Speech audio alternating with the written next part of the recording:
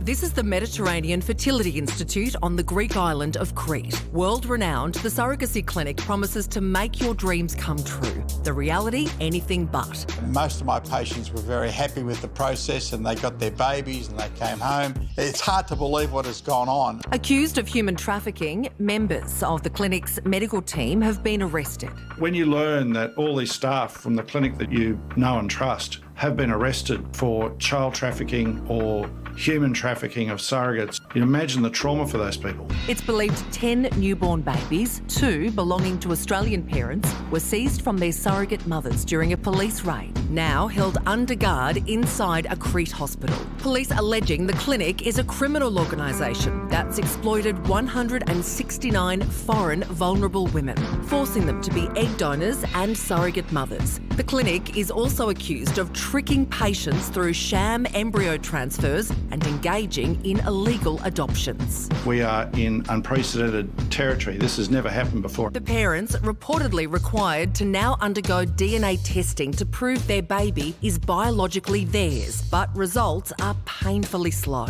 What I'd hope that the Greek authorities do is recognise the paperwork for the children that have been born so far and allow those children to leave Greece.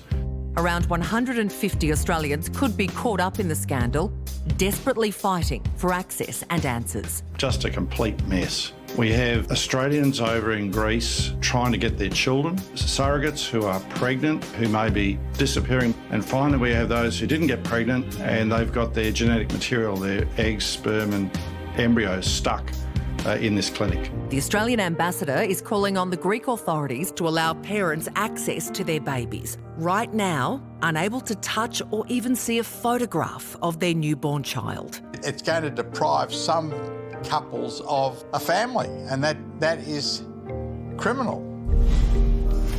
Sam Everingham is the director of not-for-profit Growing Families, which helps parents through surrogacy. He's with us now. Sam, you're in contact with families who've been affected by this. How are they coping? Oh, look, it's really hard for them. They're really emotional. They're stressed out.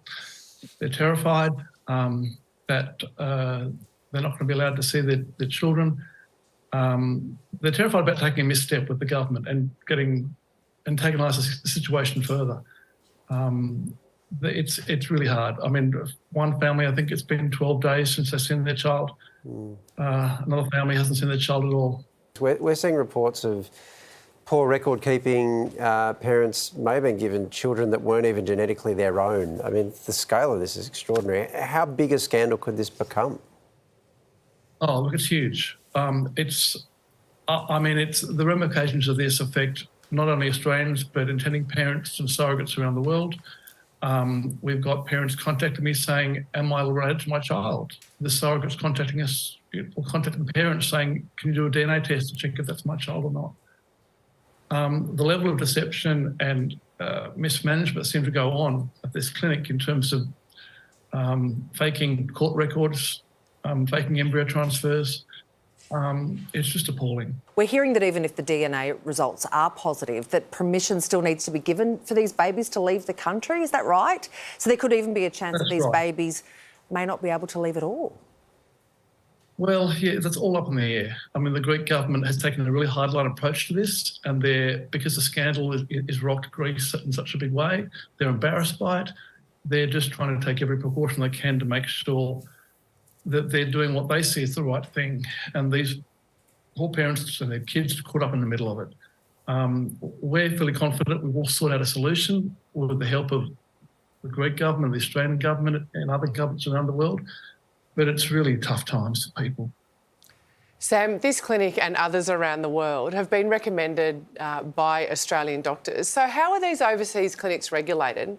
And how can you be confident that you're going to get one that's well regulated? If you're sitting at home thinking surrogacy is the route you're going to go down, how do you feel confident?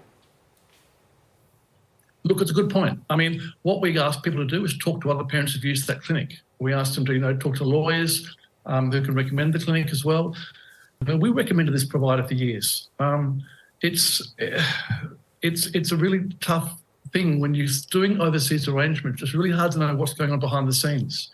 And we've seen these kind of scandals happen in countries all over the world. But this is just far-reaching in its audacity, really, in the way they've just greed has motivated this clinic to really do the wrong thing by so many people.